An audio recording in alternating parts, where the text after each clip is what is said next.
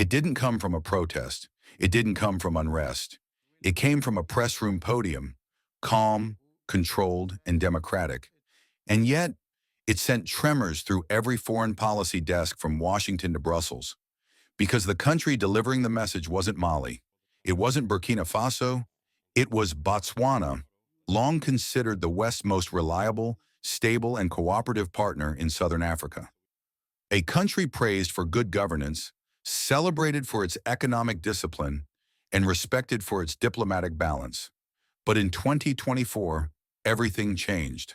With just one sentence, Botswana's new president shifted the continent's political climate, and Western policymakers didn't see it coming.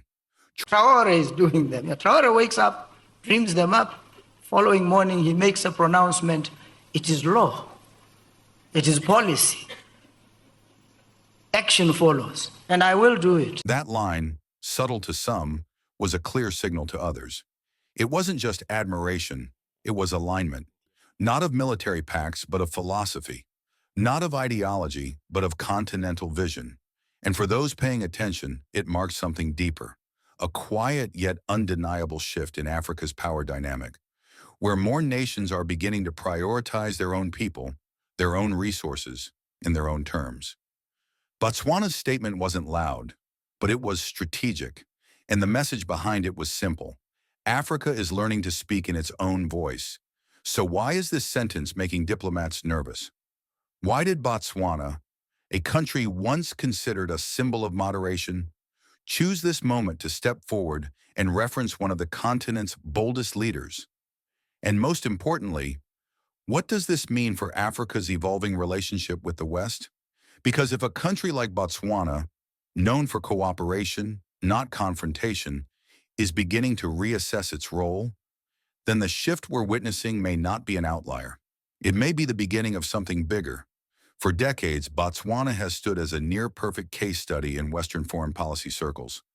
A success story in the global South, a landlocked nation rich in diamonds, yet largely free of the instability that plagues many resource-rich states. A democracy that held regular elections, upheld judicial independence, and enjoyed relatively high levels of transparency. A country that welcomed Western investment, participated in global forums, and promoted multilateral cooperation. To Washington, London, and Brussels, Botswana was more than just another African nation. It was proof that Western engagement could work on the continent. U.S. defense delegations visited routinely. Joint training programs were established under AFRICOM, the U.S. Africa Command.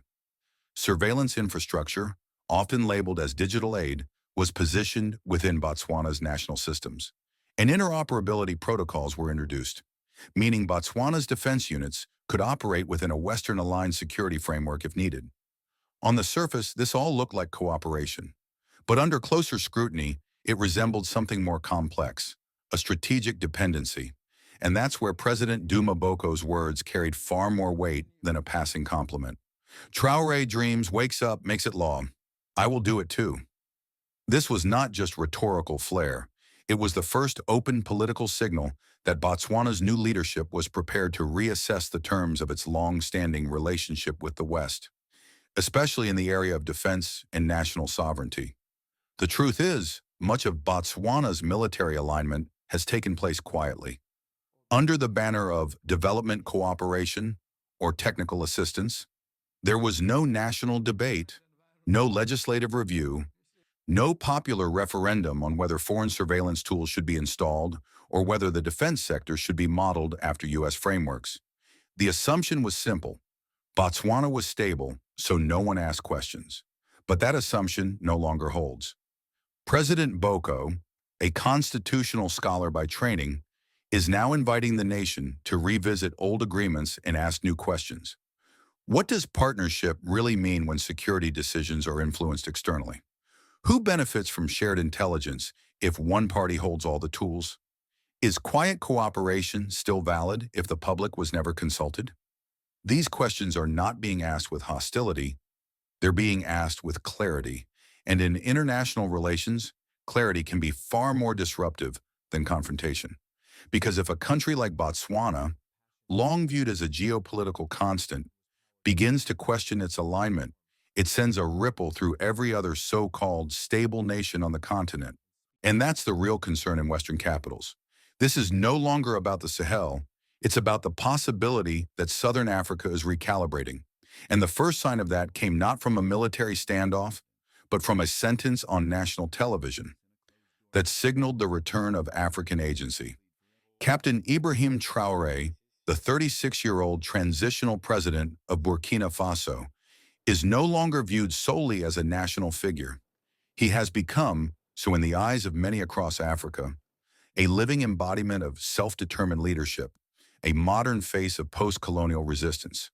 What began as a response to domestic insecurity has evolved into a broader political doctrine: sovereignty by design, not negotiation. Because for millions of Africans, the language of sovereignty is no longer abstract. It is a lived demand.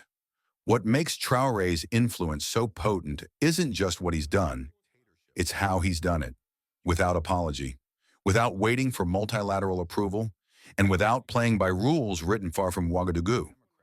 Until recently, this direct approach was largely confined to the Sahel, a region long marred by conflict, foreign military activity, and fragile institutions. It was easy for Western analysts to frame Traoré as a Sahelian anomaly, a figure shaped by instability rather than ideology. But that framing no longer holds, because now his model is crossing borders.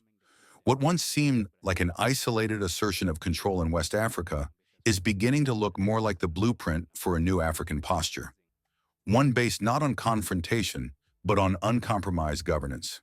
And that's why Botswana's recent shift is so consequential.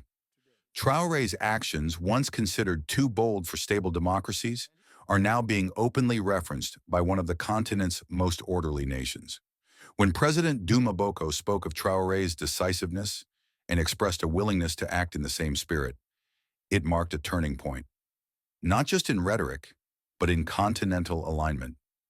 An idea is moving south, and it's not being carried by coups or militias, but by policy language, public discourse, and a shared yearning for ownership over African futures. This is no longer just a moment, it's becoming a movement. Botswana was never expected to be part of this shift. In the minds of Western policymakers, the rise of leaders like Ibrahim Traoré was treated as a regional exception, a byproduct of the Sahel's security breakdowns, governance voids, and chronic foreign entanglement. Burkina Faso? Understandable.